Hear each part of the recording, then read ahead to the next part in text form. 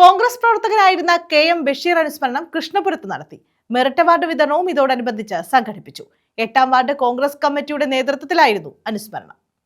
Congress Krishnapuram 8ാം ward കമ്മിറ്റിയുടെ നേതൃത്വത്തിലാണ് K M. Basheer അനുസ്മരണവും merit award വിതരണവും സംഘടിപ്പിച്ചത്. യൂത്ത് കോൺഗ്രസ് അഖിലേന്ത്യാ ജനറൽ സെക്രട്ടറി വിദ്യാ ബാലകൃഷ്ണൻ അനുസ്മരണവും മെറിറ്റ് അവാർഡ് വിതരണവും ഉദ്ഘാടനം ചെയ്തു. ഇന്ത്യയുടെ പ്രതിപക്ഷ നേതാവാണ്. ഒരു 10 മിനിറ്റ് അപ്പോയിന്റ്മെന്റ് നമുക്ക് തന്നാൽ 8 മിനിറ്റിൽ നിങ്ങളെ കേൾക്കുന്ന ഒരു നേതാവാണ് അദ്ദേഹം. എൻ്റെ പേഴ്സണൽ എക്സ്പീരിയൻസ് ആണ്.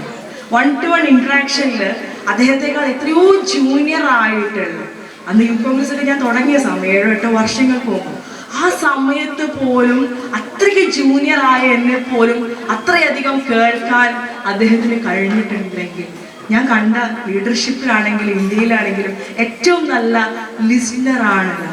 ഞാൻ ഒരു യാദൃശ്ചികമായിട്ട് ഇതിലേക്ക് വന്നതാണ്. അപ്പോൾ ഒരു വ്യക്തിയുടെ വിഷയങ്ങൾ കേൾക്കുക എന്ന് പറയുന്നത്, അത് കേട്ട് മനസ്സിലാക്കി അതിനൊരു സൊല്യൂഷൻ ഉണ്ടാക്കി കൊടുക്കുക എന്ന് പറയുന്നതാണ് യഥാർത്ഥത്തിൽ ഒരു നേതാവ്, ലീഡർ എന്ന് പറയുന്നത്. അപ്പൊ ഈ പ്രദേശത്തെ ഒരു ലീഡറായിരുന്നു Basheer Khan. Ward Congress committee president Ranjith Kumar അധ്യക്ഷത വഹിച്ചു. Kayamkulam south block Congress president Chirappurath Murali മുഖ്യപ്രഭാഷണം നടത്തി.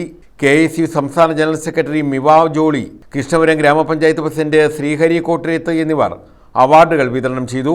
നാടിനെ നയിച്ച ഒരു നേതാവിന്റെ പേരിൽ അവർക്ക് അനുമോദനം നൽകുമ്പോൾ അവർ രാവുകളെ പകലുകളാക്കി പഠിച്ച് അധ്വാനിച്ച് നേടിയ മാർക്കിനും അവർ കരസ്ഥമാക്കിയ വിജയത്തിനും അതിനെ അനുമോദിക്കപ്പെടുക അല്ലെങ്കിൽ അവരുടെ വിജയത്തെ അംഗീകരിക്കപ്പെടുക എന്ന് പറയുന്നതാണ് ഏറ്റവും വലിയ കാര്യം.